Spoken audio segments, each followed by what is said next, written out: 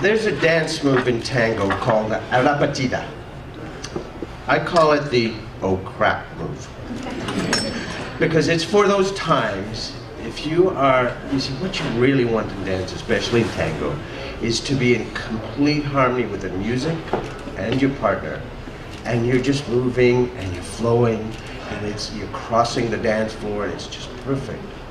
And then all of a sudden, there's another couple there and you're gonna crash. And it's like, oh crap. So what do you do besides stop? That's where this came from. Arrepentida is actually means to repent. So I was moving there, I was all this, and then all of a sudden there's someone there. So all that is you just go, stop, come here, and go off in another direction. We have those moments in life all the time. You're sailing along, things are going wonderfully, and then, Cora, your spider sense goes up. And you get this feeling of, something's not right here. You got a choice. Do you listen to that and go in another direction? Or do you say, oh, that's silly. It's just a feeling. It's not real. And you keep going. That's the choice we make. The clearest example I have of that was when I was in my 20s. And I was planning this big trip. I was going to go to India. I've never lived there, but I have relatives there. And we were going to go I was going to go travel, visit them, and so on. And a friend of mine also another Indian wanted to go. And so we said, let's travel together. You know, we had separate places to go, but let's travel together. So we made the plans, did all the bookings. And we're all set. And then the spidey sense goes off. And I just had this feeling I had to go sooner. So what do?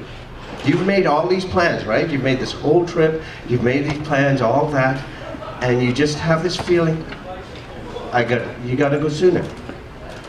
Do you listen? Or do you just say, no, that's silly? Well, in this case, I changed my flight, went a few weeks earlier. So, you know, if you've taken trips like that, you know, it's amazing when you connect with people, the food, all of that, you know, the amazing experience you go. And yes, you didn't get to travel with your friend, but you still got to go, came back, and then you disembark in Montreal and you're clearing customs, and then you realize, oh, you know, that I got off and my friend who I was going to travel with is just getting on the plane, and you realize you didn't see each other because you're in customs. So you get through that, take your last flight to get home, and after a trip like that, you're a little bit tired, so you crash pretty much. Right? And then the next morning, you wake up and find that Air India 182 just blew up. All souls lost. So, you know, naturally, first, you know, you feel grief for the people you know. For the people you don't, it's a tragedy. In this case, though, there was a little something else. I was going, you know, ever have that Twilight Zone music playing? I have no idea why, but somehow that spidey sense came and said change. And it changed. How often have you done something and caca hits? And you go, oh, I knew I should have done something differently. Or I should have not done what I did. Right? I don't think it's a case of has it happened to you, it's how often. Right? So why is it when that happens time and time and time again, we do not listen? Why is it that we don't listen? When so much, if you look back through your life, the proof is there of where your intuition, your inner voice said, exactly, you got to go this way. And you chose to go this way. Why is it that time and again we miss? And yet you look at some of the most amazing people, the most effective leaders are those who know how to tap into that intuition and use it. You know, the best definition I know of management is to make irreversible decisions with inadequate information. You know? And that intuition is critical in that. And yet it's not followed. I believe we make a choice far earlier than we think. I think it really is a sixth sense, just like seeing, just like hearing, all of those. And we choose very, very early in our lives to shut it off.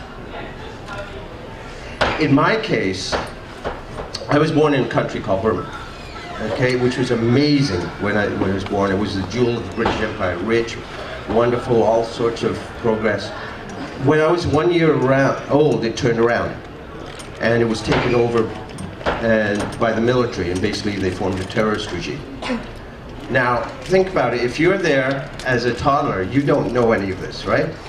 All you know is that people around you are behaving differently. In the world outside, they're taking care of all the people who would oppose them, the students, the priests. They are eliminating them. They come around in the middle of the night and people disappear, and you don't know whether they're dead or they're in prison. You just never see them again. But you don't know this. You're a little toddler, and you feel the anxiety. Do kids not feel it? They pick up on parents, and you feel that. And what do? You go to your mom, you go to your dad, and you say, "What's going on?" And what does a parent do? The natural response: "Oh, it's all right. Everything's okay." Now, I don't know about you, but this inner voice, especially in a little kid, what I've come to realize, it's like having your own little Simon Cowell.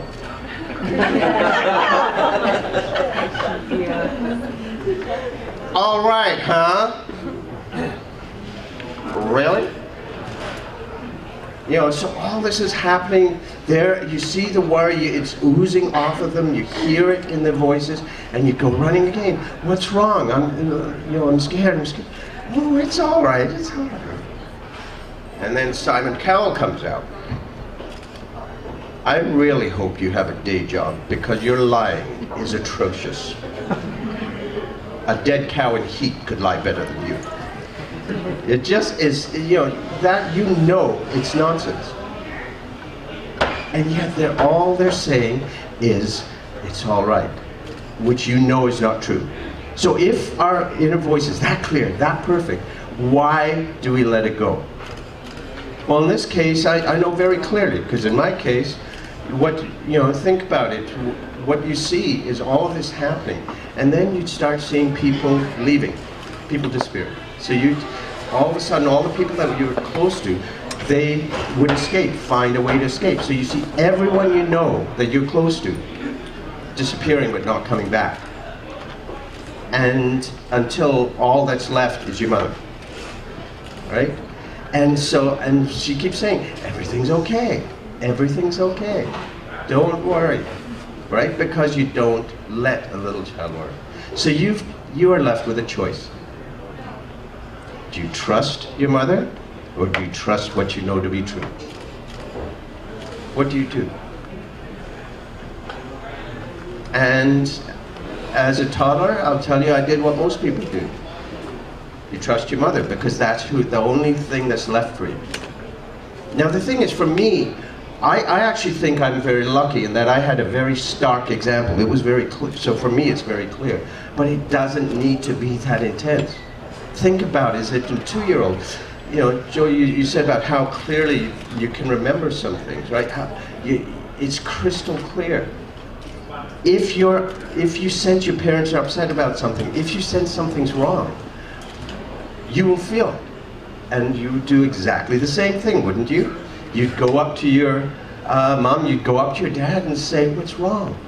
What's going on? And what do they say? Because they want their child to be okay. That's okay. Nothing's matter, everything's fine. And you would have exactly the same choice, I believe, at some point. Do you believe what you know to be true, or do you trust the person that's caring for you? And I think most of us, at some point, choose that we need this person. So we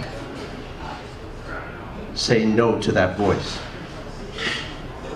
Now that's a choice we made when we were 2, 3 years old. And yet we're still carried by it. Because that's what carries us forward, right?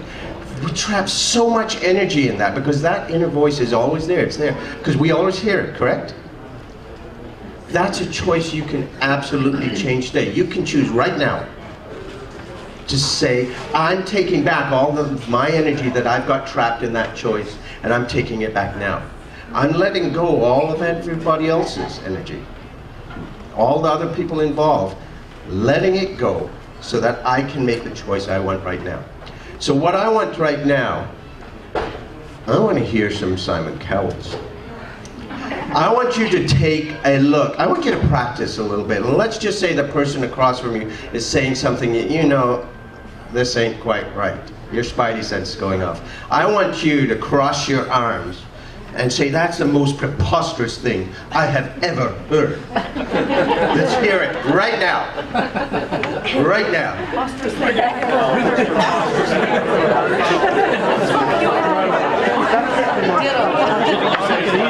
Because I don't think it's just me.